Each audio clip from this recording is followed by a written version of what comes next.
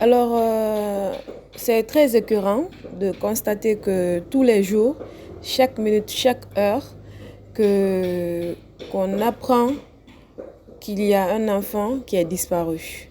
Et généralement, quand les gens perdent leur enfant, ils ne les retrouvent plus.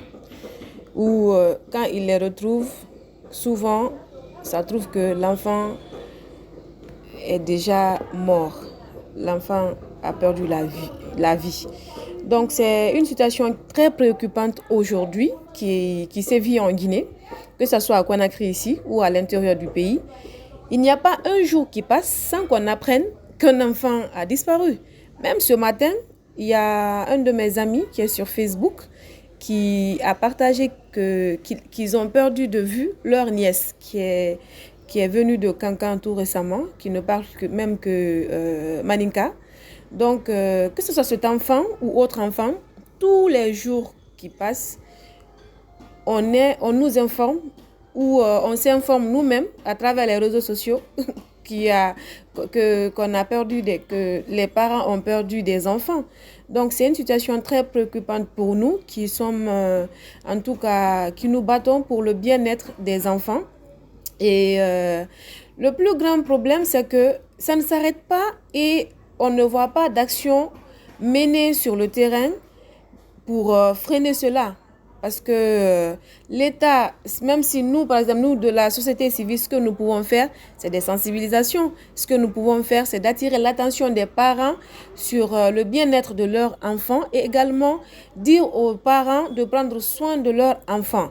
Mais vous n'êtes pas sans savoir aussi que c'est l'État qui doit plus s'impliquer dans ce fait, en fait. C'est eux qui doivent prendre leurs responsabilités encore une fois pour que les enfants, que même toute la population guinéenne soit en sécurité. Parce qu'on n'est pas en sécurité.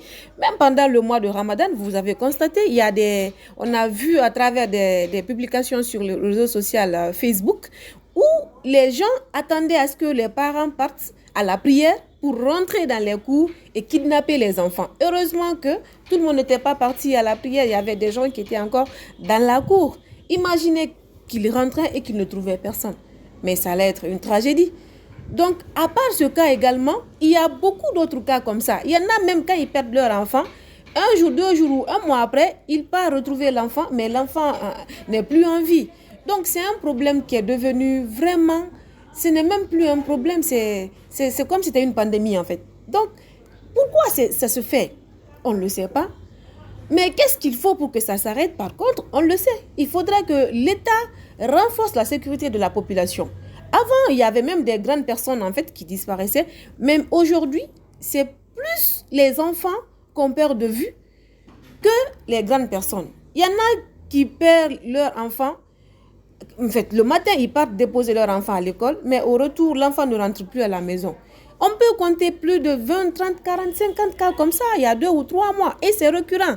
Maintenant, ce que nous faisons, comme je le disais à l'entame, c'est la sensibilisation. Même avant la fête de Ramadan, tout récemment, il y a eu beaucoup de personnes, même qui ne sont pas membres des ONG, qui ont quand même partagé sur les réseaux sociaux. Ils ont interpellé les parents de prendre soin de leurs enfants. Et il y a ce cas, c'est vrai qu'on pointe du doigt l'État, mais aussi les parents. Parce qu'il y a des parents aussi qui sont très négligents. Il y a des parents qui sont très, très négligents. Les enfants à bas âge déjà, ils ne les accompagnent pas à l'école.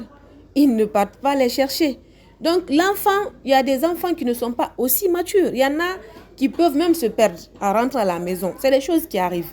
Et nous constatons également, puisqu'on est en période de fête, qu'il y a des parents, franchement, qui n'ont rien à faire de leur enfant. Le matin, dès que l'enfant sort, ils ne cherchent même pas à savoir où l'enfant est parti. Alors que, surtout que nous savons que maintenant, c'est un problème qu'on est en train de vivre en Guinée, il faudrait être derrière son enfant, prendre soin de son enfant et aussi sensibiliser les enfants à la maison. Il faudrait leur apprendre que, par exemple, s'ils rencontrent des personnes qu'ils ne connaissent pas, il ne faut pas qu'ils les approchent.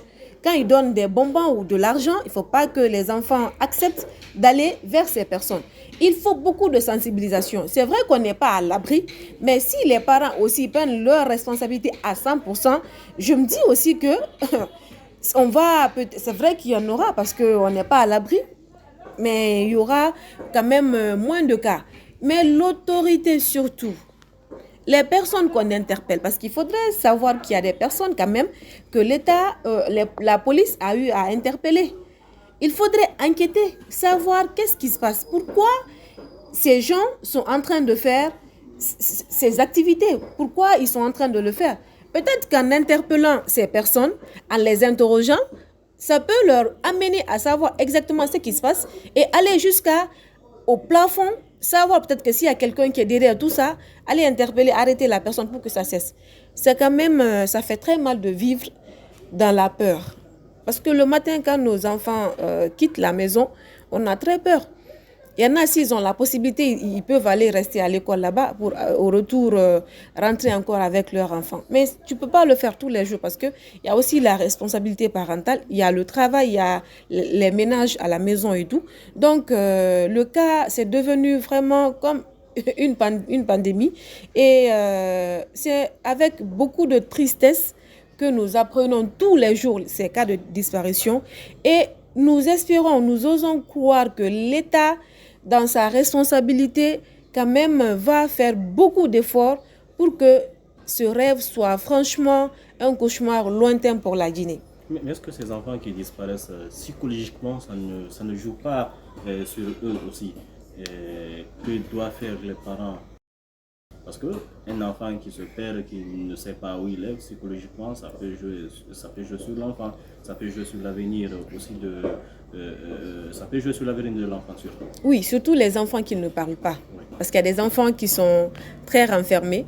Si, par exemple, c'est un enfant qui se perd et qui n'aime pas parler, et surtout que dans la famille, il n'y a pas quelqu'un qui puisse faire parler l'enfant, ça peut jouer sur l'avenir même de l'enfant. Parce qu'on ne sait pas ce à quoi il a fait face quand on l'a kidnappé. En tout cas, les enfants sur lesquels on tombe par chance, qui n'ont pas été tués, ces enfants doivent être suivis à la lettre. Parce qu'on ne sait pas qu'est-ce qui s'est passé quand on l'avait perdu de vue. Est-ce qu'on l'avait séquestré? Est-ce qu'on l'avait violé? Est-ce que? C'est des questions qu'on se pose. Mais si on a la chance de retrouver ces enfants, il faudrait que la famille, surtout, en fait, il faudrait que la famille puisse prendre soin de cet enfant, de suivre l'enfant. S'il y a la possibilité, si l'enfant est d'accord avec une personne dans la famille, essayer d'échanger souvent avec cette personne pour ne pas que ça joue sur la mentalité de l'enfant. Parce que c'est ça, en fait.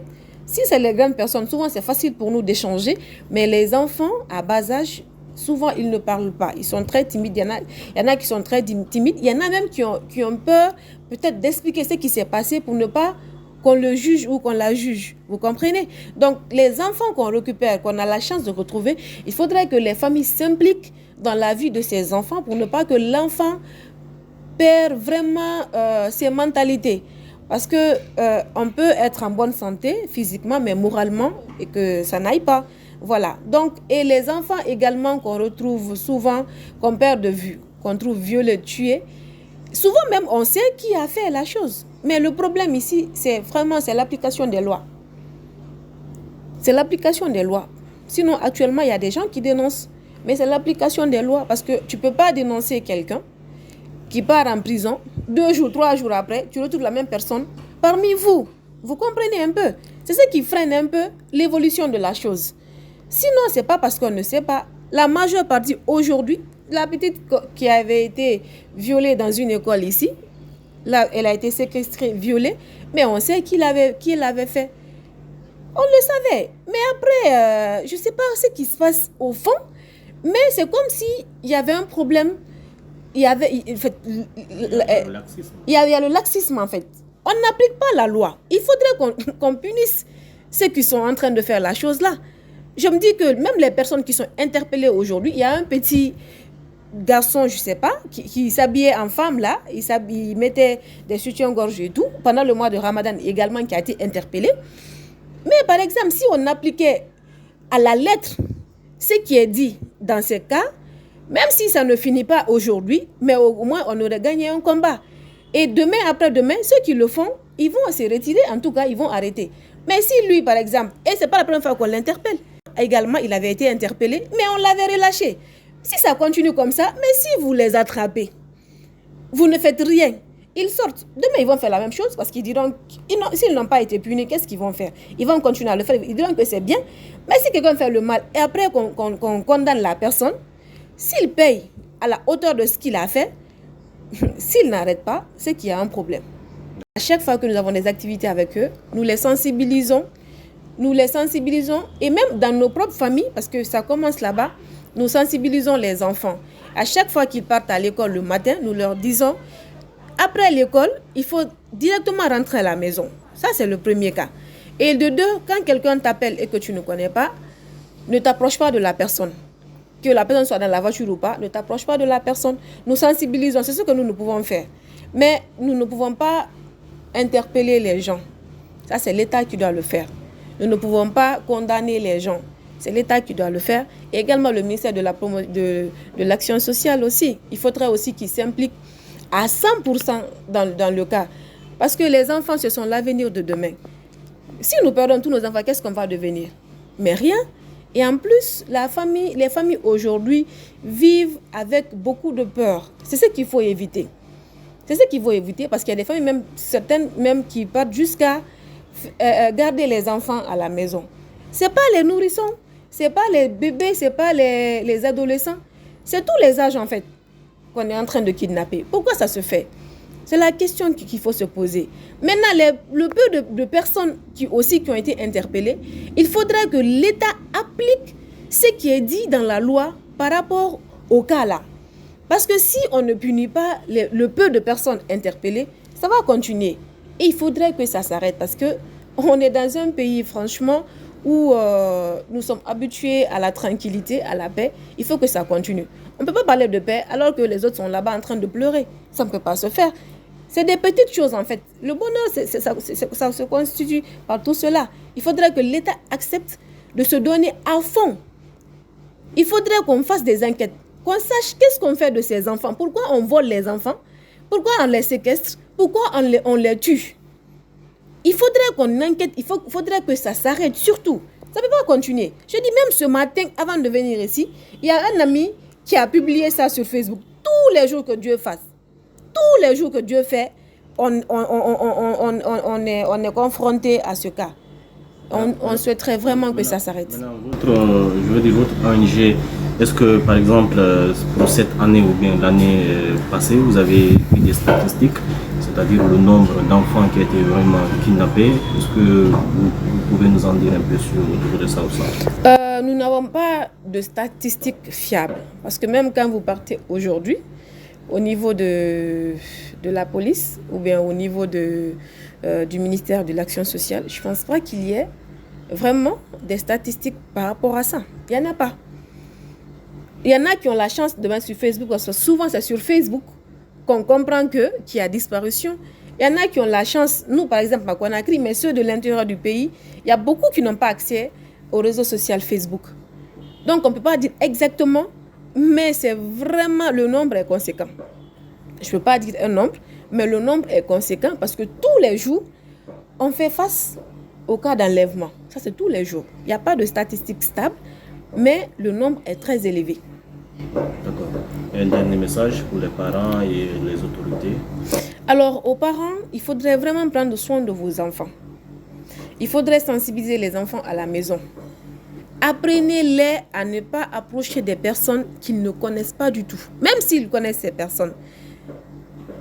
Une fois à l'école, après l'école, il faudrait que les enfants rentrent à la maison. Il faut beaucoup de sensibilisation au sein des familles et aux autorités aussi.